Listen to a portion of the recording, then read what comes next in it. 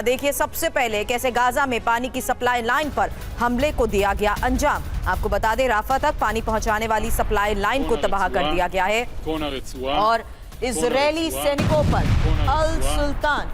सुल्तान pipeline तबाह करने के आरोप लगे हैं।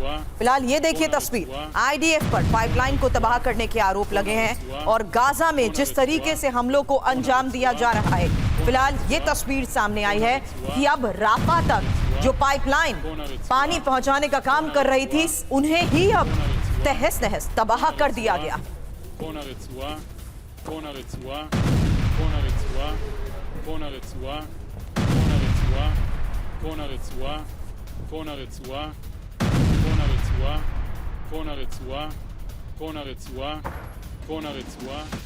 अब सेंट्रल गाजा में शरणार्थी कैंप के पास अटैक को लेकर भी खबर है, जहां आपको बता दें दीर अल बलाहा में अस्पताल के नजदीक बमबारी की तस्वीर सामने आई और बमबारी से कई टेंट्स में लगी आग की ये तस्वीर देखिए।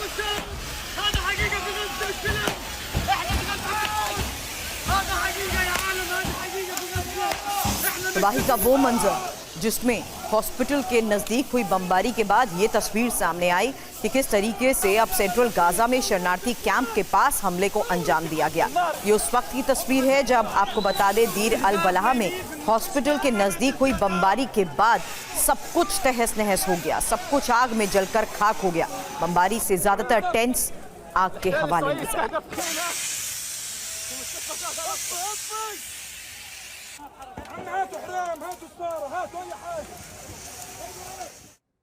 और इजराइल पर हिजबुल्लाह का बड़ा रॉकेट अटैक। आपको बता दें किरियत शिमोना में 50 रॉकेट दागे गए हैं और बीत हिलेल इलाके में हमले से लगी आग की अब तस्वीर आपके सामने। किरियत शिमोना में 50 रॉकेट दागे गए। हमले के दौरान बज रहे सायरन। किरियत शिमोना में बैक टू बैक हुई अटैक, रॉकेट अटैक, और ये इजराइल पर हिजबुल्लाह के बड़े रॉकेट अटैक।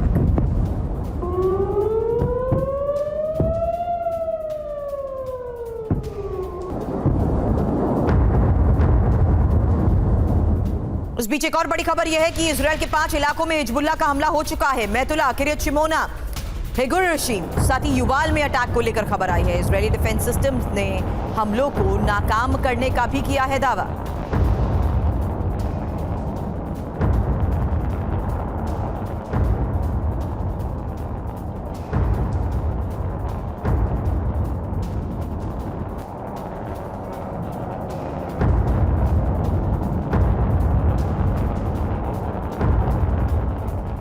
दो तस्वीरें एक साथ अब आपके सामने होंगी जहां देखिए किस तरीके से हमलों को दिया जा रहा है अंजाम। और ये किरियत शिमोना में लगातार हुए हमले में उसके बाद लगी आग की तस्वीर भी सामने आई है। वहीं अलग अलग इलाकों में किस तरीके से हमलों को अंजाम दिया जा रहा है उसकी तस्वीर, क्योंकि अब इजरायली डिफेंस सिस्टम ने भी ज्यादातर हमलों को नाकाम करने का दावा किया है। लेकिन खबर इस बीच ये सामने आई कि किस तरीके से इजराइल के 5 इलाकों में हिजबुल्लाह ने हमलों को अंजाम दिया। और अब लेबनान में हिजबुल्लाह के ठिकानों पर वार। बड़ी खबर है, इजरायली फोर्स ने हिजबुल्लाह के कमांड सेंटर को तबाह करने का दावा किया। हिजबुल्लाह के वेपन स्टोरेज को ध्वस्त किया है।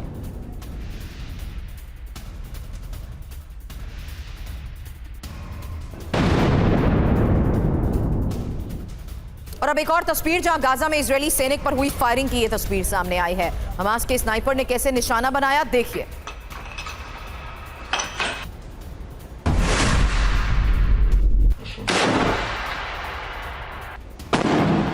तरीके से गाजा में फायरिंग को अंजाम दिया गया। ये तस्वीरें जारी कर दावा किया गया कि ये इस्माइल हानिया की मौत का बदला है। और अब एक और वॉर फ्रंट से बड़ी खबर, क्योंकि लोहांस में रूसी होवित्जर पर अटैक की भी तस्वीर सामने आई है, जहां यूक्रेन के ड्रोन अटैक में रूसी होवित्जर कैसे तबाह हुआ। तस्वीर देखिए, यूक्रेन की मोबाइल ब्रिगेड का ये वार बताया जा रहा है।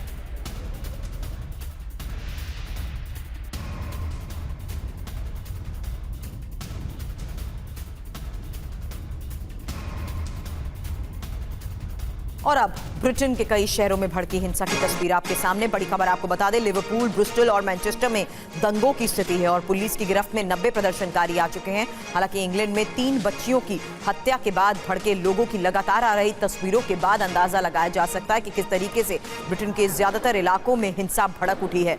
सड़क पर हो रही आगजनी, सड़क पर हो रहा पथराव और लगातार सड़क पर हो रही आतिशबाजी, जिस तरीके से बीच सड़क पर ही गाड़ियों को रोककर उन पर हमला किया जा रहा है, ये तस्वीर आपके सामने। लगातार हो रहे प्रदर्शन के बीच आपको बता दें, खबर ये सामने आई कि लिवरपूल, ब्रिस्टल, मैनचेस्टर में हालात बिगड़ते जा रहे हैं, जहां पुलिस ने 90 प्रदर्शनकारियों को हिरासत में भी लिया है। 4 तस्वीरें एक साथ अब आपके सामने, जहां देखिए किस तरीके से पहले कार रोककर हमले को अंजाम दिया गया। वहीं इतना ही नहीं, बस रोककर भी हमले को अंजाम दिया गया। पुलिस कर्मियों पर वार हुआ। फायर क्रैकर्स से किए गए हमले की भी तस्वीर सामने आई है। बीच सड़क पर ही फायर क्रैकर्स छोड़े जा रहे हैं। ब्रिटेन में लगातार बिगड़ते हालात के बीच हिंसा की ये तस्वीरें सामने आई हैं, जहां 4 तस्वीरें आपके सामने कि किस तरीके से प्रदर्शनकारी सब कुछ टारगेट पर, प्रदर्शनकारियों के टारगेट पर सब कुछ, ना सिर्फ गाड़ी से गुजर रहे लोग बल्कि बीच सड़क पर ही बस पर रोककर भी हमले को दिया गया अंजाम।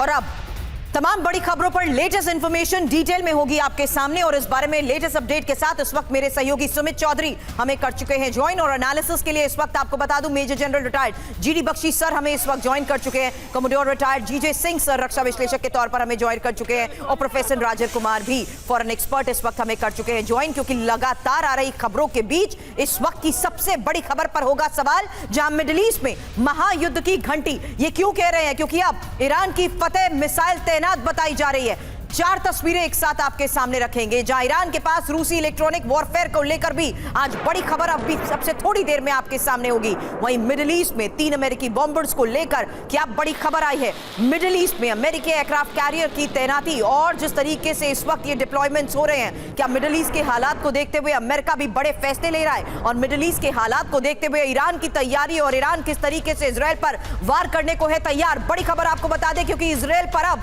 ईरानी हमले का वक्त हो गया है तय। अगले 24 घंटे में ईरान हमला कर सकता है। जी हां, सही सुना आपने, अगले 24 घंटे और ईरान कर सकता है हमला इजराइल पर। ईरानी हमले का काउंटडाउन हो गया है शुरू। सोमवार को ईरानी हमले की शुरुआत हो सकती है। अमेरिकी अधिकारियों के हवाले से जिस तरीके से एक्सियोस का यह दावा है, इंफॉर्मेशन आगे रखेंगे उसी आधार पर आपके सामने कि आखिर किस आधार पर यह दावा किया जा रहा है कि अब से थोड़ी देर में, यानी सोमवार सुबह का वो वक्त होगा जब ईरान की तरफ से बड़े हमले को दिया जाएगा अंजाम। यानी ईरान अगले 24 घंटे में इजराइल पर बड़ा हमला कर सकता है। सोमवार को ईरानी हमले की हो सकती है शुरुआत। इस्लामिक रेवोल्यूशनरी गार्ड कॉर्प्स पहला वार करेगा और ईरानी हमले की आशंका पर अमेरिका और इजराइल भी अलर्ट बताए जा रहे हैं। हालांकि यूएस सेंट्रल कमांड के चीफ माइकल एरे कोरेला मिडिल ईस्ट भी पहुंच गए हैं। हालांकि उनकी मिडिल ईस्ट में मौजूदगी के तहत तैयारी और तैनाती को लेकर क्या खबर है, इस बारे में और इंफॉर्मेशन आपके सामने रखेंगे। लेकिन उससे पहले जानिए कि ईरान का अटैक प्लान है क्या।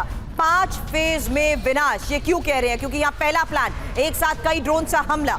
रणनीति क्या है? आयरन डोम और नेटो के फाइटर प्लेन को बिजी करना। दूसरा प्लान, बैलिस्टिक और हाइपरसोनिक मिसाइल से हमला। वहीं रणनीति है आयरन डोम रोकने में ये असक्षम है। साथ ही तीसरा प्लान, मिडिल ईस्ट में अमेरिकी बेस पर हमला, IRGC और प्रॉक्सी कर सकते हैं। चौथा प्लान, हॉर्मुज स्ट्रेट बंद कर सकता है ईरान। और रणनीति क्या है? दुनिया के 30% ऑयल ट्रांसपोर्ट पर इसका असर हो सकता है, और साथ ही एशिया का 70% ऑयल ट्रांसपोर्ट भी बंद हो सकता है। हम आपको रणनीति के साथ साथ इस पूरे प्लान को लेकर मिल रही इंफॉर्मेशन एक साथ आपके सामने इसलिए भी रख रहे हैं क्योंकि अगर किसी प्लान को एग्जीक्यूट किया जाता है तो उसका असर क्या हो सकता है, किस रणनीति के तहत किस प्लान को एग्जीक्यूट किया जाएगा, इसको लेकर करूंगी एक्सपर्ट से सवाल। उससे पहले 5वां प्लान, दुनिया के अलग अलग ऑयल टैंकर पर हमला, और रणनीति ये कि इजराइल पर दबाव बनाने की ये कोशिश रहेगी। सुमित मेरे सहयोगी हमारे साथ हैं, और बख्शी सर, सुमित से इस बारे में इंफॉर्मेशन लेने से पहले आपसे सबसे पहला सवाल ये समझते हुए कि इन प्लान्स को देखते हुए क्या लगता है, क्योंकि अब तो इसका काउंटडाउन बताया जा रहा है कि शुरू हो चुका है, और खुद अमेरिका ये दावा कर रहा है कि बस कुछ ही घंटे बाकी और ईरान का जोरदार प्रहार। बेशक पिछली बार जब 13 अप्रैल को ईरान ने इजराइल पे हमला किया था, 72 घंटे की वार्निंग दी थी।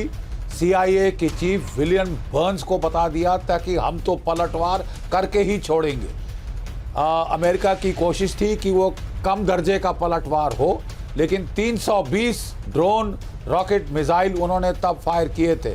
170 शाही ड्रोन्स, कोई 40 पावे क्रूज मिसाइल्स और कोई 120 से 140 Shahab tactical ballistic missile, intermediate range ballistic missiles 2500 kilometre की रेंज वाले, राइट। जो कि ड्रोन्स थे, शाही ड्रोन्स, उनका काम था स्वार्म करना और सैचुरेट करना उनके डिफेंस सेंसर्स को और मास्क करना मेन अटैक को। जो क्रूज मिसाइल्स थे उनका काम था कि जो एयर डिफेंस रडार खुलते हैं इनको हिट करना, और उसके बाद शहाब मिसाइल आए। इतने जबरदस्त एयर डिफेंस इसमें कि 97% मार गिराए इजराइल ने अमेरिका के साथ मिलकर, जो भी इनकमिंग ड्रोन्स मिसाइल्स थे। लेकिन फिर भी नेवातिम एयरबेस पे 7 दागे गए थे। जो मिसाइल्स, शहाब मिसाइल्स 5 ने हिट किया, जो कि रामोन बेस उसको भी हिट किया था, और जो उनकी इंटेलिजेंस गैदरिंग फैसिलिटी थी, राइट सर, वहां पे गोलन हाइट्स में, उसको भी हिट किया था। ये उस वक्त दुनिया हिल गई थी कि this is the best air defended target in the world. फिर भी वो पेनिट्रेट कर गए। अभी खबर आ रही है कि पिछले कई दिनों से लगातार रशियन एयरक्राफ्ट लैंड कर रहे हैं तेहरान में। उसके बारे में और इंफॉर्मेशन रखूंगी आपसे थोड़ी देर में सर, उसके लिए थोड़ा सा इंतजार, क्योंकि उस बारे में डिटेल इंफॉर्मेशन होगी और उसी आधार पर आपसे करूंगी सवाल। लेकिन उससे पहले सुमित, हमले को कैसे दिया जाएगा अंजाम? काउंटडाउन शुरू हो चुका है और यहां हमने 5 प्लान्स को लेकर भी इंफॉर्मेशन रखी है। ये 5 प्लान सिर्फ हवाई तौर पर सामने नहीं आ रहे, किस तरीके से, किस स्ट्रैटेजी को अपनाकर कैसे अटैक किया जा सकता है, ये उसी की फुल प्रूफ प्लानिंग है। देखिए बिल्कुल सुरभि, एक चीज बड़ी डिफरेंट है या फिर एक चीज बड़ी अलग है। जो सीरिया के अंदर अटैक हुआ था, जिसका बदला ईरान ने लिया लगातार 350 के करीब मिसाइल दागकर, इस बार डिफरेंस ये है, इस बार अलग ये है कि इस बार अटैक सीधा ईरान में हुआ, तेहरान में हुआ, और किस शख्स पे हुआ जो लगातार उनके प्रॉक्सी का एक बहुत बड़ा चेहरा था। और इस बार पूरी की पूरी ईरान की साख इसलिए भी दांव पर है क्योंकि जो लगातार इतने सालों से, इतने दशकों से वो प्रॉक्सी चलाता आ रहा है, जो लगातार इस पूरे मिडिल ईस्ट में एक तरीके का खलीफा बना हुआ है, वो पूरी की पूरी इमेज, वो पूरी की पूरी साख इस समय अब दांव पे लग गई है। हालांकि देखिए, ईरान के पास सबसे बड़ी दिक्कत यह है कि ईरान के पास एलिमेंट ऑफ सरप्राइज नहीं है, यानी अब ईरान के पास ऐसा मौका नहीं है कि वो एकदम से दागे और वो इजराइल को पता ना हो। इजराइल ने अपने पूरे डिफेंस मैकेनिज्म इस समय तैनात कर रखे हैं, यहां तक कि अमेरिका, ब्रिटेन जैसे देश भी लगातार लॉन्ग मिसाइलों से बचने के लिए बड़े, आपने कह सकते हैं कि वॉरशिप या फिर आप एयरक्राफ्ट कैरियर इस समय तैनात कर रखे हैं। तो वो एलिमेंट ऑफ सरप्राइज मिसिंग है। लेकिन ये जरूर है कि ईरान इस समय मल्टीपल प्लान्स के ऊपर काम कर रहा है। ईरान का प्लान में से एक खबर और है, सुमित, कुछ सेकंड बाद आपके पास लौटूंगी। फतेह-1 मिसाइल से हमला कर सकता है ईरान, बड़ी खबर। हाइपरसोनिक मिसाइल से विध्वंसक अटैक का प्लान, जहां पहली बार फतेह-1 मिसाइल का इस्तेमाल होगा और 1400 किलोमीटर तक वार करने में सक्षम फतेह-1 मिसाइल को लेकर खबर है। इजरायली मीडिया ने बड़ा दावा किया है। इस दावे के तहत किस तरीके से हो रही है प्लानिंग, ये एक सबसे बड़ा सवाल है। अब फतेह-1 से ईरान करेगा महाविध्वंस, बड़ी खबर आपको बता रहे, और पहली बार फतेह-1 मिसाइल का इस्तेमाल होगा। हालांकि जिस तरीके से इसके इस्तेमाल को लेकर दावे किए जा रहे हैं, 1400 किलोमीटर तक वार करने में ये सक्षम है। अब 1400 किलोमीटर का ये पूरा दायरा आखिर होगा क्या? इजरायली मीडिया ने जिस तरीके से अब फतेह-1 मिसाइल से हमले को लेकर दावा किया है, उस बारे में और इंफॉर्मेशन आपके सामने, क्योंकि फतेह-1 के बारे में पहले जानिए। हाइपरसोनिक से हमलों का ये प्लान है। ईरान की मध्यम दूरी की बैलिस्टिक मिसाइल के बारे में इंफॉर्मेशन आपके सामने रख रहे हैं। 1400 किलोमीटर की इसकी रेंज, वॉरहेड 460 किलो का, और साथ ही यूएस बेस को भी कर सकता है टारगेट।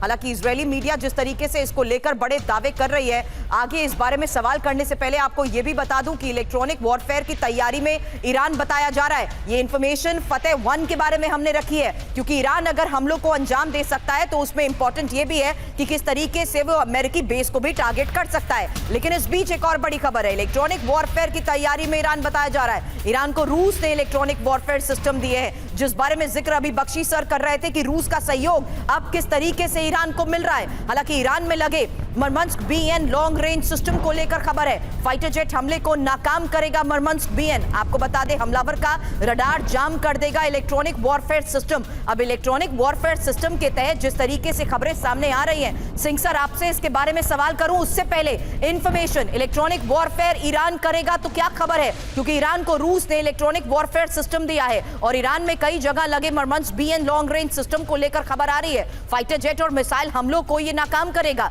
रडार सिस्टम जाम कर देगा इलेक्ट्रॉनिक वॉरफेयर सिस्टम। संचार सिस्टम जाम करने का सबसे एडवांस सिस्टम मरमंस्क बीएन है और 5000 से 8000 किलोमीटर की दूरी से ही सैटेलाइट सिस्टम से ये जिस तरीके से ऑपरेट करता है, इसके बारे में सवाल करने से पहले एक और बड़ी खबर बता दूं, क्योंकि इजराइल के खिलाफ ईरान के साथ जिस तरीके से रूस है, उसके बारे में बड़ी खबर यह है कि ईरान में लगातार अब रूसी कार्गो प्लेन भी उतर रहे हैं। ईरान में रूस के मिलिट्री ट्रांसपोर्ट विमान और रूस से ईरान को हथियार सप्लाई का जो दावा है, उसके बारे में एक एक इंफॉर्मेशन अब सामने आ रही है, क्योंकि IL-96 कार्गो प्लेन से लाए जा रहे हेवी मिलिट्री हार्डवेयर को लेकर खबर बहुत बड़ी है। तो ईरान को रूस से हथियार सप्लाई, इसके बारे में एक्सपर्ट से सवाल करने से पहले एक और इंफॉर्मेशन, क्योंकि इजराइल के खिलाफ जंग में ईरान के साथ रूस और ईरान में लगातार उतर रहे रूसी मिलिट्री कार्गो प्लेन को लेकर बड़ा इनपुट। मॉस्को से तेहरान इल्यूजन IL-96 कार्गो विमानों की नॉन स्टॉप उड़ानों को लेकर बड़ी खबर है और रूस से ईरान को भारी हथियार सप्लाई का भी किया जा रहा है दावा। IL-96 कार्गो प्लेन से लाए जा रहे हेवी मिलिट्री हार्डवेयर, रूस ईरान के बीच रक्षा सहयोग से नेटो को भी, क्या ये स्पष्ट संदेश है? Over to you Singh sir. देखिए, सबसे पहले मैं कहूंगा कि ये जो ईरान का रिस्पांस होगा वो कोऑर्डिनेटेड होगा।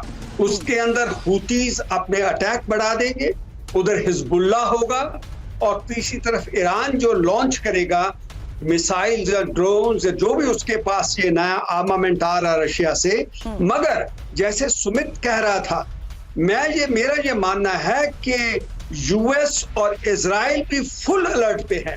और ये जो आप बात कर रही थी अभी आप कि वो इलेक्ट्रॉनिक सिस्टम को जैम करने के लिए ईरान के पास वो सब सिस्टम्स आ चुके हैं, जब वो एक्टिवेट हो चुके हैं, उसका मतलब ये है कि इनको भी अभी डर है कि जो ईरान जो इजराइल है और अमेरिका है वो भी ऑफेंसिव पे आ सकता है। इनकी जितने न्यूक्लियर प्लांट्स हैं, इनके जितने मिलिट्री एस्टेब्लिशमेंट्स हैं, जहां से लॉन्च करते हैं वो मिसाइल्स और ड्रोन्स, उनको तहस नहस करने के लिए इजराइल भी इस टाइम तैयार है। वो अभी डिफेंसिव पे नहीं रहेगा, वो ऑफेंसिव पे आ जाएगा।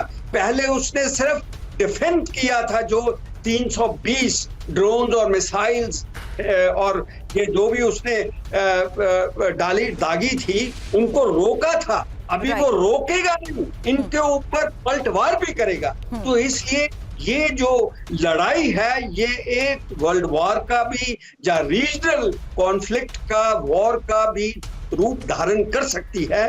और साथ में मैं ये कहूंगा कि इसके साथ ये सिर्फ एक सिंबॉलिक जो है वो ऑफेंसिव रहेगा, क्योंकि इस्लामिक वर्ल्ड जो मिडिल ईस्ट का है वो भी बांध चुका है। इसके साथ ईरान के साथ सऊदी अरेबिया नहीं खड़ा, यूएई नहीं खड़ा, दूसरे देश खड़े जो मिडिल ईस्ट के हैं, जॉर्डन नहीं है, अकेला है ये। इसकी क्या मिलिट्री कैपेबिलिटी है कि वो इजराइल और अमेरिका का सामना कर पाए अपने सिर्फ प्रॉक्सीज के साथ? क्योंकि एक बहुत बड़ी बात मैं कहनी चाहता हूं कि देखिए सिंबॉलिक क्यों होगा, क्योंकि ये ईरानियन जनरल नहीं मरा, ये उनके प्रॉक्सीज का एक हेड मरा है जो इस्माइल खानिया है। ये कोई वो पहले की तरह सुलेमानी जो उनका एक जनरल था वो मारा गया था, वो नहीं है। तो क्या ये इतना नुकसान उठाने के लिए रेडी होगा ईरान? बड़ा सवाल सर, लेकिन अभी जो हालात बन रहे हैं उसके तहत कहना गलत नहीं होगा कि मिडिल ईस्ट में ये बड़ी जंग की आहट है। प्रोफेसर राजन, अगला सवाल आप ही से होगा, उससे पहले ये खबर, क्योंकि अब रूस दौरे पर जा रहे सीरिया के राष्ट्रपति को लेकर खबर आई है। एक हफ्ते में रूस के दूसरे दौरे पर बशर असद, पुतिन से मिडिल ईस्ट के हालात पर बात होगी। अमेरिका की बड़ी सैन्य तैनाती के बीच बशर का ये रूस दौरा आखिर कितना इंपॉर्टेंट है, इस बारे में करूंगी सवाल। उससे पहले एक और बड़ी खबर आ रही है सामने, जहां आपको बता दें मिडिल ईस्ट में बड़ी जंग की आहट के बीच होने वाली मुलाकात के साथ साथ जानिए कि कैसे स्वॉर्म ड्रोन अटैक की तैयारी में है ईरान। अब ईरान ने तैयार किए हैं ड्रोन शिप्स और ईरान के पास सैकड़ों ड्रोन बोट्स हैं। शिप से लॉन्च किए जा सकते हैं ये ड्रोन्स और ईरान स्पेक्टेटर ने ग्राफिक्स वीडियो जारी करते हुए ये जो दावा किया है वही तस्वीर भी इस वक्त हम आपको दिखा रहे हैं, क्योंकि इन तस्वीरों के माध्यम से ये साफ हो गया कि कैसे ड्रोन हमले के लिए तैयार है ईरान। अब ईरान स्वयं ड्रोन अटैक की तैयारी कर रहा है। ईरान के पास सैकड़ों ड्रोन शिप मौजूद हैं। ड्रोन बोट्स तैयार ईरान कर चुका है और शिप से सुसाइड ड्रोन्स लॉन्च कर सकता है ईरान। अब फारस की खाड़ी से ईरान हमलों को अंजाम दे सकता है। हालांकि एक क्विक रिएक्शन इस बारे में आपसे जानना चाहूंगी प्रोफेसर राजन, क्योंकि यहां पर रूस का मिडिल ईस्ट के हालात पर नजर बनाए रखना, रूस का ईरान को यह सहयोग देना और इंपॉर्टेंट यह कि ईरान की तैयारियों के तहत जिस तरीके से प्लान्स को लेकर बड़े दावे हो रहे हैं, साफ है मिडिल ईस्ट में जंग की बड़ी आहट। लेकिन निश्चित रूप से सुरभि, इसमें कोई शक नहीं कि वहाँ पे जो चांसेस हैं एस्केलेट होने के बहुत ही ज़्यादा, शायद ऐसा कभी भी ऐसा दूसरा मौका नहीं था कि इस लेवल का टेंशन दोनों ग्रुप्स के बीच में हो। और अभी आपने देखा कि रूस की जो बात कर रहे थे, तो रूस ने अभी जो हत्या हुई थी जो हानिये की, उसको उन्होंने क्रिटिसाइज नहीं किया। चीन, उन्होंने बोला कि ये पॉलिटिकल असैसिनेशन है। चीन ने भी यही बात दोहराई कि ये एक पॉलिटिकल असैसिनेशन है और ऐसा नहीं होना चाहिए था। तो ईरान को लेके बिल्कुल अभी जो पूरा वर्ल्ड है, आप देख रहे हैं कि काफ़ी डिवाइडेड है और रूस पूरी तरह से ईरान को सपोर्ट कर रहा है। उसका कारण यह भी है कि रूस, अमेरिका और उसके जो दूसरे जो वेस्टर्न पावर है या नेटो है, उसको वो वेस्ट एशिया में ज़्यादा इन्वॉल्व करना चाहता है ताकि यूक्रेन पे दबाव कम हो। तो पूरी तरह से वो, अभी आपने बताया कि सीरिया के साथ भी वहाँ पे यात्रा कर रहे हैं, तो सीरिया को भी में भी रूस इंगेज, आप जानते हैं। ईरान को पूरी तरह से सपोर्ट कर रहा है, हालांकि वो न्यूक्लियर सपोर्ट नहीं कर रहा है और अभी जो हाई रेंज मिसाइल्स हैं वो भी नहीं दे रहा है। लेकिन पॉलिटिकल सपोर्ट और जो दूसरे ड्रोन्स इत्यादि या टेक्नोलॉजी की आवश्यकता है, इलेक्ट्रॉनिक वॉरफेयर की बात आपने बताई थी, इन सारे माध्यमों से ईरान को पूरी तरह से सपोर्ट कर रहा है। और यह भी मान के चले कि अगर ईरान को रूस और चीन नहीं सपोर्ट करे तो इस ढंग का युद्ध भी जो अभी भी हो रहा है वह ईरान अकेले वेस्ट एशिया में इजराइल के विरोध में नहीं कर पाएगा।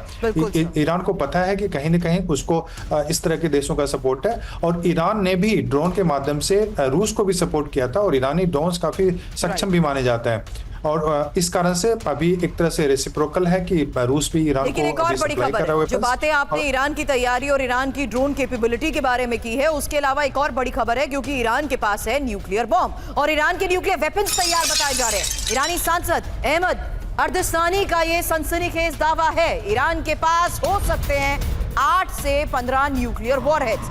आपको बता दें, रोदा टूफो को दिए इंटरव्यू में ये बड़े दावे किए गए हैं। अब ईरान और ईरान की न्यूक्लियर ताकत को लेकर जिस तरीके से हर बार स्पेक्यूलेशंस लगाए जाते हैं, अब बड़ा दावा हो रहा है कि ईरान के पास न्यूक्लियर वेपन है और ईरान के सांसद अहमद अर्दस्तानी ने यह बड़ा दावा किया है। ईरान ने परमाणु हथियार तैयार कर लिया है, ईरान के पास 8 से 15 न्यूक्लियर वॉरहेड्स और खमेनेई के सलाहकार कमल खराजी का यह दावा, न्यूक्लियर पॉलिसी ईरान बदल सकता है। आधिकारिक तौर पर न्यूक्लियर वॉरहेड्स की पुष्टि नहीं हुई और इसी आधार पर हर बार जब सुमित बड़े दावे होते हैं तो हकीकत के तौर पर अमेरिका सबसे पहले जिस तरीके से रिपोर्ट्स दावे करते हुए ईरान की न्यूक्लियर ताकत के बारे में बड़े दावे करता था, आज के इस हालात में यह दावा बहुत सही साबित होता नजर आ रहा है।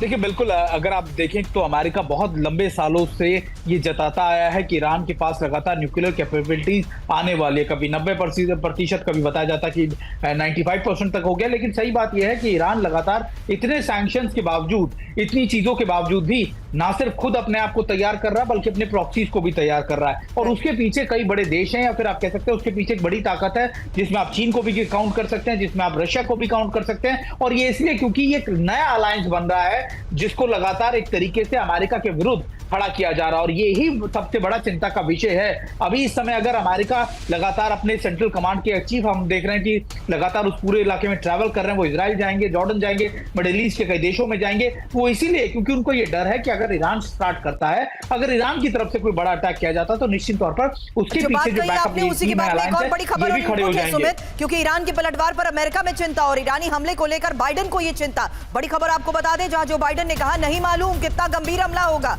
और उम्मीद है कि ईरान बदला नहीं लेगा।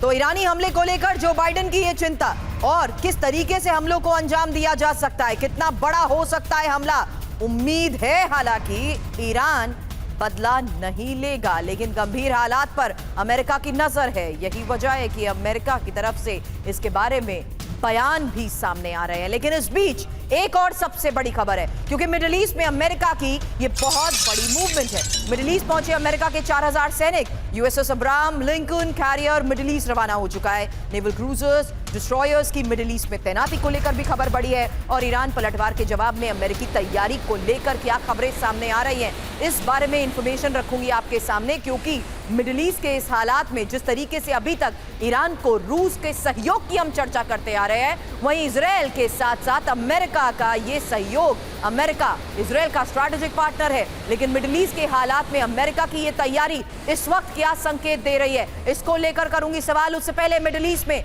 अमेरिका वर्सेस ईरान, क्योंकि अमेरिका ने मिडिल ईस्ट में सैन्य तैनाती को बढ़ाने का फैसला लिया है। अमेरिका के 4000 सैनिक मिडिल ईस्ट में मौजूद बताए जा रहे हैं। अमेरिकी aircraft carrier Abraham Lincoln middle East रवाना। बैलिस्टिक मिसाइल मार गिराने में सक्षम नेवल डिस्ट्रॉयर की तैनाती और अमेरिकी बॉम्बर्स B-2 की मिडिल ईस्ट में तैनाती की गई है। हालांकि इस बीच मिडिल ईस्ट में अमेरिका की बड़ी डिप्लॉयमेंट को लेकर एक और खबर, क्योंकि दो B-52 nuclear bombers middle East रवाना हुए हैं। कतर पहुंचे अमेरिका के 2 B-1B लैंसर बॉम्बर और मिडिल ईस्ट में घातक F-22 फाइटर जेट्स की तैनाती को लेकर भी खबर सामने आई है। हालांकि मिडिल ईस्ट में जिस तरीके से ये अमेरिका की बड़ी डिप्लॉयमेंट्स हो रही है, बख्शी सर आप जिस बात का शुरू में जिक्र कर रहे थे उसी बारे में और इंफॉर्मेशन आपसे चाहूंगी। उससे पहले मिडिल ईस्ट में बड़े युद्ध की दस्तक क्यों कह रहे हैं, क्योंकि मिडिल ईस्ट में अमेरिका के 3 nuclear bombers, 2 B-52 bomber, 2 B-1B lancer bomber, साथ ही 1 B-2 stealth bomber, F-22 fighter jets और पश्चिम मीडिया के हवाले से जिस तरीके से ये बड़े दावे किए जा रहे हैं, आपके पास जल्द वापस एक बार फिर से सवाल बख्शी सर इसी लिहाज से, क्योंकि अमेरिका की मिडिल ईस्ट के हालात को देखते हुए ये डिप्लॉयमेंट्स, ये बड़ी तैयारी और ये बड़े मूवमेंट्स।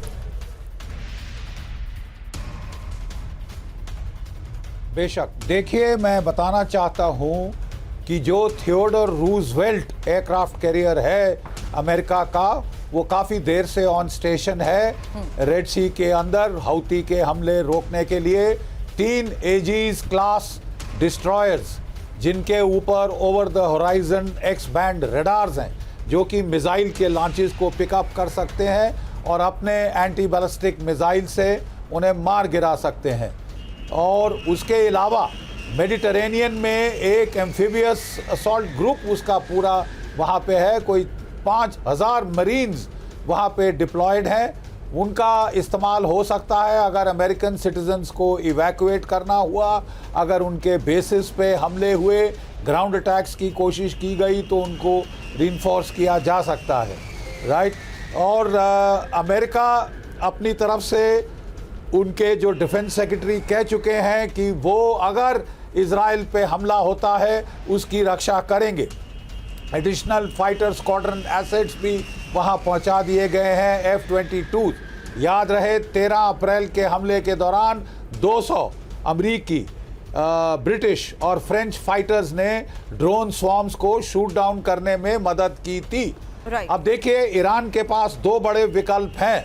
नंबर 1, फुल ऑन जाए, अपने प्रॉक्सीज के साथ मिलकर भयंकर हमला करे, 13 अप्रैल के हमले से 2-3 गुना ज़्यादा बड़ा हमला करे और जो फतेह, जो हाइपरसोनिक मिसाइल्स हैं जो कि इंटरसेप्ट नहीं किए जा सकते, कोई भी आपके चाहे डेविड स्लिंग हो चाहे पेट्रियट हो, वो बिल्कुल सक्षम नहीं रहे हैं इनको इंटरसेप्ट करने में यूक्रेन के अंदर जी। तो उनका अगर इस्तेमाल किया जाए तो बात खूब बढ़ सकती है और तभी आप ये B-52 बॉम्बर्स, B-1 बॉम्बर्स देख रहे हैं कि ईरान के ऊपर एकदम पलटवार बड़ा भारी हो सकता है। लगातार रूस के जो IL-96 जो बड़े जहाज हैं वो लगातार लैंड कर रहे हैं। अंदाज लगाया जा रहा है कि वो इलेक्ट्रॉनिक वॉरफेयर इक्विपमेंट, मैं 1 मिनट खत्म कर लूं प्लीज, इलेक्ट्रॉनिक वॉरफेयर इक्विपमेंट लाया जा रहा है जिससे उन्होंने जो भी क्रूज मिसाइल फायर किए थे यूक्रेन की एयरफोर्स ने, ठीक है, उन्होंने उनको बिल्कुल जैम कर दिया था और काफ़ी इनफेक्टिव कर दिए थे। अगर इजराइल वापस पलटवार करता है तो अपनी एयरफोर्स के F-35 फाइटर्स, F-15E फाइटर्स से वो रिस्पॉन्ड करेगा, वो क्रूज मिसाइल्स फायर करेगा बॉर्डर के उस पार से, ताकि एयर डिफेंस की रेंज के बाहर से वो अटैक करें। स्पाइस जेट हो, स्टॉर्म शैडो जैसे के बराबरी के मिसाइल्स, राइट, उनको रशिया जैम कर चुका है यूक्रेन में, इसलिए वो जैमिंग इक्विपमेंट जो आप इलेक्ट्रॉनिक वॉरफेयर का बता रही थी वो वहां पे पहुंचा रहे हैं। और क्या क्या पहुंचा रहे हैं ये तो अब वक्त ही बताएगा। क्या वो अपने जिरकॉन हाइपरसोनिक मिसाइल्स दे रहे हैं? देखिए रूस बहुत नाराज है कि अमेरिका ने, नेटो ने यूक्रेन को लॉन्ग रेंज क्रूज मिसाइल्स दिए हैं, स्पाइस मिसाइल्स दिए हैं, स्टॉर्म शैडोज दिए हैं, एटाकैम्स दिए हैं। लेकिन एक बहुत बड़ी बात आपने पहले विकल्प के तौर पर कही है कि फुल स्केल वॉर के तहत ही अब अगला कदम अगर ईरान उठाता है तो। सिंह सर आपसे सवाल करूंगी, लेकिन उससे पहले अब सीरिया में अमेरिकी सेना कैसे अलर्ट बताई जा रही है? खबर है क्योंकि अमेरिकी सेना बेस में ये बड़ी मूवमेंट और अल हस्काहा बेस में अपाचे हेलीकॉप्टर की तैनाती को लेकर खबर है। आपको बता दें 15 अपाचे हेलीकॉप्टर की तैनाती हुई है, हथियार और एयर डिफेंस मिसाइल भी पहुंचे हैं।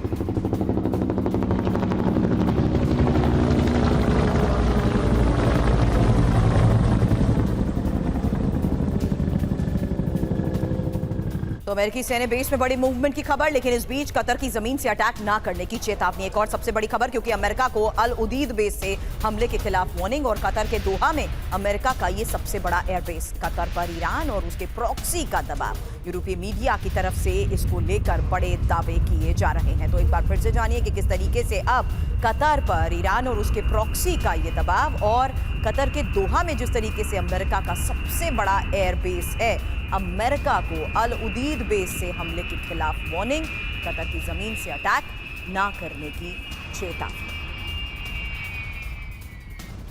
और ईरान ने जॉर्डन को बहुत बड़ी धमकी दे दी है, इजराइल की मदद की तो हमला करेंगे, ईरान के मिसाइल ड्रोन गिराए तो एक्शन होगा। ईरानी विदेश मंत्री अली बघेरी की ये वार्निंग है। 13 अप्रैल के हमले में जॉर्डन ने ईरानी ड्रोन गिराए थे।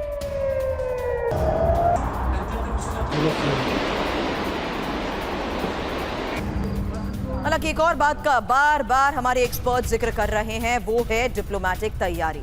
अब ईरान के बदले की इंटरनेशनल तैयारी को लेकर ही एक इंफॉर्मेशन आपके सामने, क्योंकि हमले से पहले ये डिप्लोमेटिक तैयारी ईरान की, जहां रूस, जॉर्डन, तुर्की, कतर, अल्जीरिया से ईरान की बात को लेकर खबर आई है। यूएन और यूरोपीय यूनियन के चीफ से बात, हमले के लिए अंतर्राष्ट्रीय आधार तैयार जिस तरीके से ईरान कर रहा है उसके बारे में इंफॉर्मेशन रखेंगे आपके सामने, क्योंकि ईरान के बदले की ये इंटरनेशनल तैयारी आखिर है क्या। हमले से पहले ईरान अंतर्राष्ट्रीय सहयोग जिस तरीके से तैयार कर रहा है उसके बारे में इंफॉर्मेशन, कि ईरान के विदेश मंत्री अली बघेरी दूसरे देशों से लगातार कांटेक्ट में है, संपर्क में है, बात कर रहे हैं। बघेरी ने रूस, जॉर्डन, तुर्की, अल्जीरिया के विदेश मंत्रियों से बातचीत की है और बघेरी ने यूएन चीफ एंटोनियो गुतरेस से भी फोन पर बात की है। बघेरी ने यूरोपियन यूनियन के फॉरेन पॉलिसी चीफ से भी फोन पर बात की है। लेकिन अब सिंह सर, ये सहयोग, इंटरनेशनल तैयारी ईरान की जिस तरीके से है, उसमें सबसे इंपॉर्टेंट बात ये जो अभी थोड़ी देर पहले बख्शी सर ने कही, क्या कहीं ना कहीं ये डायरेक्ट वॉर की तैयारी में ईरान है, इसलिए उसके लिए ये इंटरनेशनल सपोर्ट, इंटरनेशनल तैयारी भी इस वक्त बहुत जरूरी?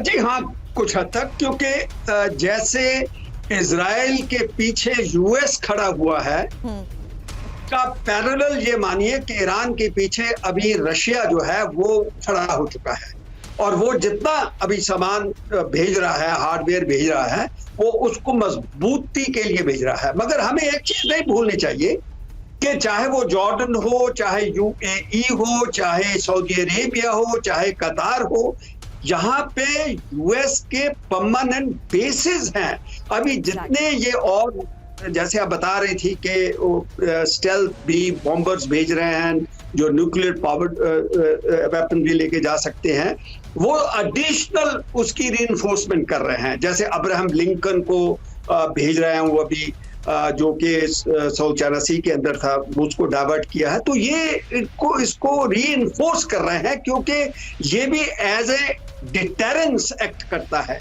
और साथ में आप देखेंगे टेम्परेचर्स को डाउन करने के लिए, जैसे बाइडेन साहब कह रहे थे कि हमें मालूम नहीं, हमें चिंता है, ये सब डिप्लोमेटिक स्टेटमेंट्स हैं, उनको सब मालूम था। अभी डिप्लोमेटिक जो जिसे कहते हैं कि आवाजाही वो बहुत बढ़ जाएगी, क्योंकि अमेरिका, नेटो, रशिया, दूसरे जो देश हैं वो नहीं चाहते कि इसमें आग लगे। तो पहली बात उनकी कोशिश ये रहेगी कि डिप्लोमेटिक चैनल्स के साथ जो टेम्परेचर इतने बढ़ गए हैं वो कम किए जाए। साथ में अगर ईरान जो है वो एक सिंबॉलिक अपना फेस को बचाने के लिए कोई सिंबॉलिक अटैक करना चाहता तो कर दे, तो रशिया तो वो इजराइल को भी रोकेंगे कि आप दोबारा फेंस में मत जाइए, इनको थोड़ा फेस बचाने के लिए, अपनी इज्जत बचाने के लिए, क्योंकि इन्होंने अटैक उसके घर के घुस के मारा है। तो ये थोड़ी बैलेंसिंग एक्ट होगी, मुझे ऐसा मानना है। To balance Rajan Kumar sir, सवाल इस लिहाज से भी जरूरी है क्योंकि अमेरिका पहले बहुत से ऐसे बयान में इजराइल के खिलाफ भी नजर आया है, लेकिन इजराइल जो भी करता है उसे जस्टिफाई भी अमेरिका हर बार करता है।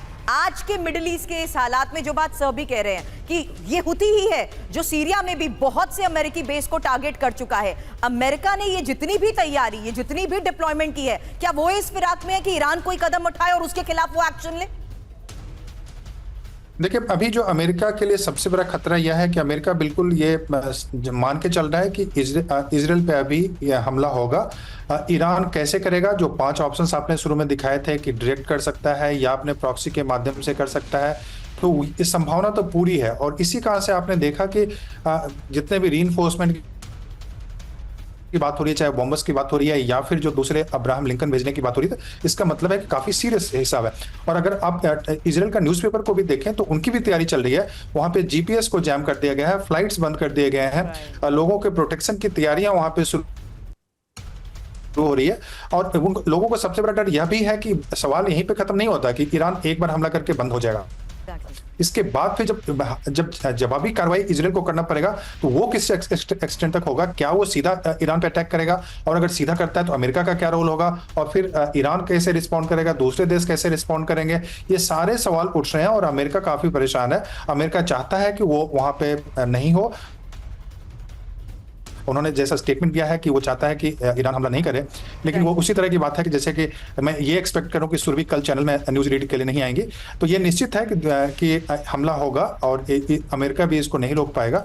और उसी की तैयारी अमेरिका कर रहा है कि ताकि उसको कंटेन किया जा सके। ये जानता है कि हमला होगा, ईरान हमला करेगा इजराइल पे, लेकिन उसको कैसे रोका जाए, कैसे एक दायरे में रखा जाए, उसकी कोशिश अमेरिका और फ्रांस भी कर रहा है। लेकिन खबर आज और इस वक्त की सबसे बड़ी यही है कि इजराइल पर ईरानी हमले का वक्त तय हो चुका है और अगले 24 घंटे में ईरान कर सकता है हमला। आपको बता दें, इजराइल पर ईरानी हमले का काउंटडाउन हो चुका है शुरू और सोमवार को ईरान हमले की हो सकती है शुरुआत।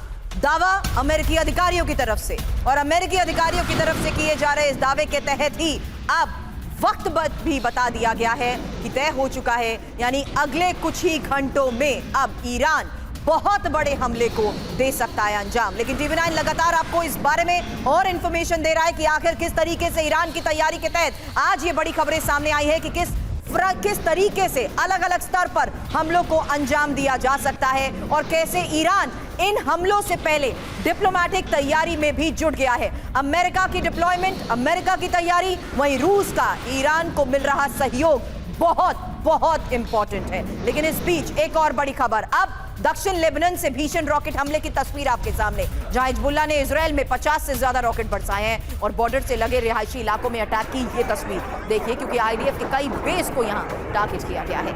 आयरन डोम ने कई रॉकेट्स को इंटरसेप्ट किया।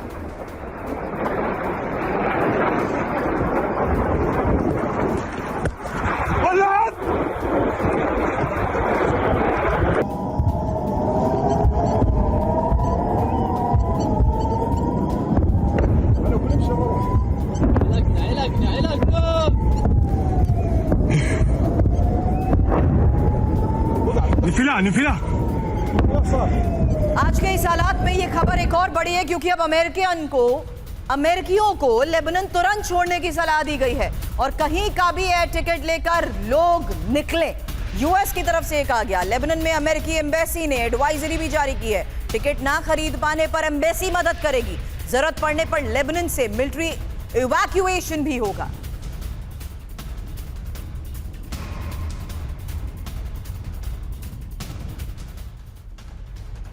लेकिन खबर यह भी है कि ईरान से बड़ी जंग की तैयारी में इजराइल। ईरान के खिलाफ सैन्य गठबंधन बनाया गया है और इजराइल के गठबंधन में अमेरिका और ब्रिटेन है। ईरान के खिलाफ सऊदी, इजिप्ट और जॉर्डन मदद करेंगे। इजराइल के चैनल 12 का इसको लेकर ये बहुत बड़ा दावा है। लेकिन इसी कोलिजन्स को लेकर जो स्पेक्यूलेशंस लगाए जा रहे थे, एक्सपर्ट्स इसी का बार बार जिक्र कर रहे हैं कि किस तरीके से अब हमलों से पहले तैयारी की जा रही है। लेकिन अब ईरान के खिलाफ ये सैन्य गठबंधन इजराइल का, जहां इजराइल ने ईरान के खिलाफ ये गठबंधन बनाया है और इजराइल के गठबंधन में अमेरिका और ब्रिटेन है। गठबंधन में सऊदी अरब, यूएई जैसे खाड़ी देश और सैन्य गठबंधन में इजिप्ट, जॉर्डन के होने का भी दावा। हालांकि ईरान के मिसाइल ड्रोन हमलों को नाकाम करने का दावा और 13 अप्रैल के ईरानी हमले को इसी गठबंधन ने नाकाम किया था।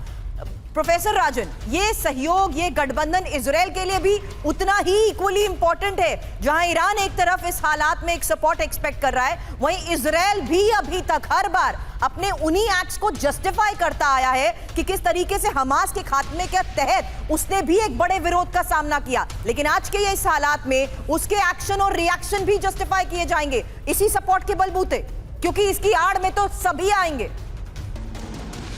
निश्चित रूप से इसकी आड़ में बिल्कुल सारे देश आएंगे और पश्चिमी देश आएंगे। उनका एक्सपोर्ट है, उनके रिलेशंस काफी अच्छे हैं और सबसे ज्यादा जो प्रभावित होंगे ईरान और इजराइल के अलावा जो नेबरिंग कंट्री हैं। आप जानते हैं कि जॉर्डन में, कतर में, इजिप्ट में, ये सारे जो सीरिया इत्यादि, इराक, तो ये सारे देश वहां पे बुरी तरह से प्रभावित होंगे और ये सारे ऑयल एक्सपोर्टिंग कंट्री हैं, पेट्रोलियम एक्सपोर्टिंग कंट्री हैं। तो इसका मतलब है कि इसका सीधा असर पूरे विश्व पे पड़ेगा, भारत पे भी बहुत ज्यादा इसका असर पड़ेगा। और इजराइल की जो कोशिश है, इजराइल देखिए पश्चिमी देशों के सहयोग के बिना इजराइल वहां पे कुछ नहीं कर सकता है। उसके पास भले ही मिलिट्री बहुत पावरफुल हो, मोसाद बहुत पावरफुल हो, न्यूक्लियर बॉम्ब भी हो, लेकिन इसके बावजूद भी जब तक ये कोलिशन की जो आप बात कर रहे हैं उसके पीछे अगर ब्रिटेन नहीं हो, अमेरिका नहीं हो या फ्रांस भी अगर डिस्टेंस से सपोर्ट नहीं करे तो इजराइल वहां पे कुछ नहीं कर पाएगा। इजराइल अभी पूरी तरह से फंस गया है और उस पे हमला चारों तरफ से होने की संभावना है। इजराइल का जो क्राइसिस है सच में एग्जिस्टेंशियल क्राइसिस है और वैसे में इन अमेरिका का सपोर्ट बिल्कुल अहम है,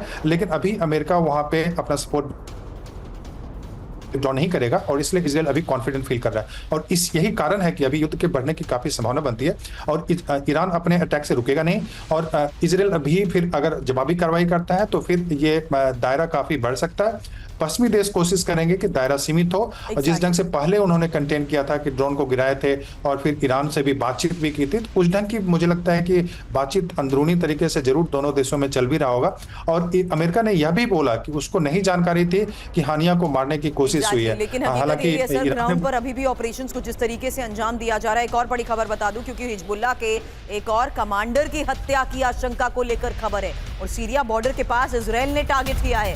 इजरायली ड्रोन से कार पर विस्फोटक हमला हुआ और ड्रोन हमले में पूरी तरह कार खाक हो गई। दमिश्क बैरूत रोड पर हुए बड़े हमले को लेकर ये खबर। सुमित, इस बारे में क्या इंफॉर्मेशन, क्योंकि ये तो ग्राउंड रियलिटी है कि किस तरीके से इजराइल की तरफ से अलग अलग स्तर पर ऑपरेशंस को अंजाम दिया जा रहा है। देखिए बिल्कुल इजराइल को यह भी लगता है कि गोलान हाइट के दूसरी तरफ वाले इलाके में जो सीरिया का बॉर्डर है वहां पर भी हिजबुल्लाह के कई कमांडर शिफ्ट हो गए। दरअसल साउथ लेबनान का इलाका ईस्ट और वेस्ट दोनों तरफ से आप कह सकते हैं कि एक तरफ इलाका लगता है सीधे इजराइल से और लेकिन दूसरा जो इलाका है वो खास तौर पर एक तरीके का ट्राई जंक्शन है जहां पे सीरिया भी है, इजराइल भी है और जहां पे साउथ लेबनान भी है और वहां पर अक्सर ऐसा होता है कि हिजबुल्लाह के कमांडर शिफ्ट हो जाते हैं। तो निश्चित तौर पर एक बड़ा थ्रेट है इस समय इजराइल के लिए सीरिया का बॉर्डर भी और इसी वजह से अगर आप देखें लगातार इन इलाकों के अंदर बड़े एयर स्ट्राइक्स किए जा रहे हैं और इजराइल ये कोशिश कर रहा है कि ना सिर्फ साउथ लेबनान में बल्कि इजराइल सीरिया के कई इलाकों में भी इन कमांडर्स को मार गिराया जा सके ताकि उसके ऑपरेशंस में या उसके ऊपर जो फायर आ रहा है उसको रोका जा सके। शुक्रिया सुमित इन तमाम इंफॉर्मेशन के लिए आपका, क्योंकि इस वॉर फ्रंट से आ रहे एक एक खबर के बारे में डिटेल जानकारी हमने अभी आपके सामने रखी। जहां अब काउंटडाउन की बात हमने की थी, लेकिन रूस की न्यूक्लियर ड्रिल को लेकर आज एक खबर सामने आई है और हाई अलर्ट पर कैसे नेटो है, इस बारे में इंफॉर्मेशन आपके सामने इस वॉर फ्रंट से। जहां जानिए कि रूस में यूक्रेन का ये बहुत बड़ा हमला हुआ है और रूस के 7 शहरों में 100 से ज्यादा ड्रोन अटैक को लेकर खबर आई है। रूसी एयर डिफेंस ने पलटवार किया, 70 से ज्यादा यूक्रेनी ड्रोन तबाह हुए। रूसी रक्षा मंत्रालय ने इसको लेकर बड़े दावे भी किए हैं।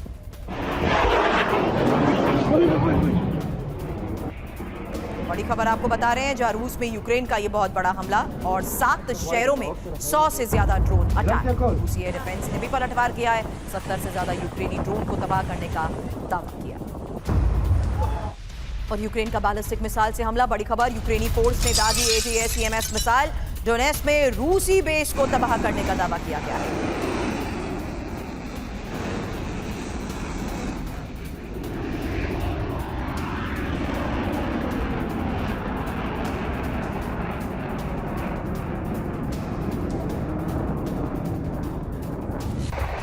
और खार्किव में यूक्रेनी हेलीकॉप्टर्स ने मिसाइलें बरसाई हैं। 2 Mi-8 हेलीकॉप्टर्स ने एक साथ हमलों को अंजाम दिया।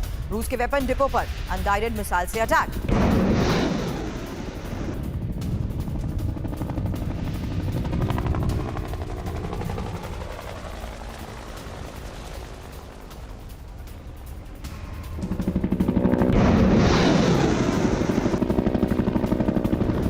और न्यूक्लियर वॉर की तैयारी कर रहे रूस को लेकर खबर, जहां रूसी न्यूक्लियर ड्रिल का तीसरा स्टेज शुरू हो चुका है। नए स्टेज में रूस की स्ट्रैटेजिक न्यूक्लियर ड्रिल को लेकर खबर आई है।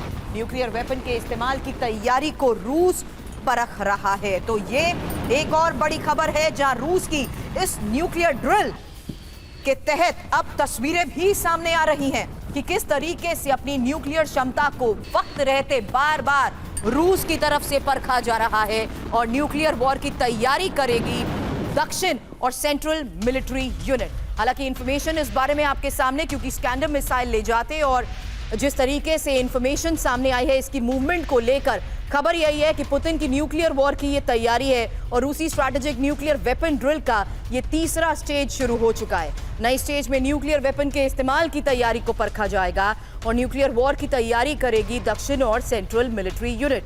स्कैंडर M मिसाइल के इलेक्ट्रॉनिक लॉन्च की बाकायदा ट्रेनिंग होगी। आपको बता दें, मई में शुरू हुई न्यूक्लियर ड्रिल के 2 स्टेज पूरे हो चुके हैं।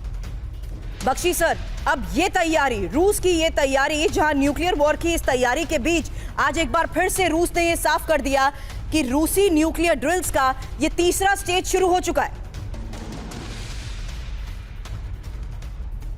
बेशक हो चुका है, क्योंकि नेटो आक्रामक तेवर दिखा रहा था कि फ्रांस, पोलैंड इत्यादि ये लोग अपने बूट्स ऑन द ग्राउंड डालने की फिराक में है, क्योंकि वो समझ गए हैं कि यूक्रेन की सेना की बस हो चुकी है। अभी खबर आई है कुछ घंटे पहले कि वेस्टर्न यूक्रेन में जब भर्ती के लिए ज़बरदस्ती कर रहे थे यूक्रेन के फौजी, तो वहाँ के लोगों में रॉयट शुरू हो गई और उन्होंने ज़बरदस्ती पकड़े गए, भर्ती किए गए लड़कों को छुड़वा दिया। ठीक है, वहाँ यूक्रेन की हालत पतली है। मैन पावर के उनके कोई 5 लाख मारे जा चुके हैं और उससे कहीं ज़्यादा उनके जो हैं वो घायल हैं। और ये अमेरिका उनको दबाव डाल रहा है, नेटो दबाव डाल रहा है कि तुम आखिरी यूक्रेनियन तक लड़ो। बहुत सारी यूक्रेन के फौज भी अब परेशान हो रहे हैं और ख़त्म करना चाहते हैं, लेकिन उनको सीज फायर टॉक्स के लिए ऊपर से मनाही हो गई है अमेरिका से।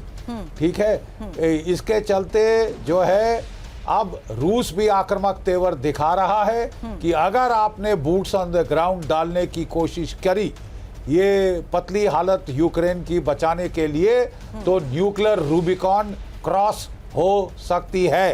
टैक्टिकल न्यूक्लियर वेपन्स का इस्तेमाल किया जा सकता है और वो तो अब अपने पहले फेज में टैक्टिकल न्यूक्लियर वेपन्स का एक्सरसाइज किया था, अब तो वो स्ट्रेटेजिक न्यूक्लियर वेपन्स की भी परख कर रहा है कि हम पूरे फुल स्केल न्यूक्लियर रिस्पांस के लिए तैयार हैं। रूस आक्रामकता दिखा रहा है सर, लेकिन अमेरिका भी अब आक्रामकता दिखा रहा है। जो रहेगा रीजन में अमेरिकी सबमरीन की तैनाती को लेकर एक खबर सामने आ रही है सर, और ये बड़ी खबर है, जहां आपको बता दें कि चीन से न्यूक्लियर युद्ध की तैयारी में अमेरिका बताया जा रहा है। चीनी बॉर्डर के नजदीक न्यूक्लियर अटैक सबमरीन और इंडो पैसिफिक रीजन में अमेरिकी सबमरीन की तैनाती को लेकर यह खबर, जहां गुआम द्वीप में घातक मिसाइल से लैस सबमरीन की तैनाती को लेकर खबर आई है और चीन की विध्वंसक नेवी तैयारी के खिलाफ तैनाती है।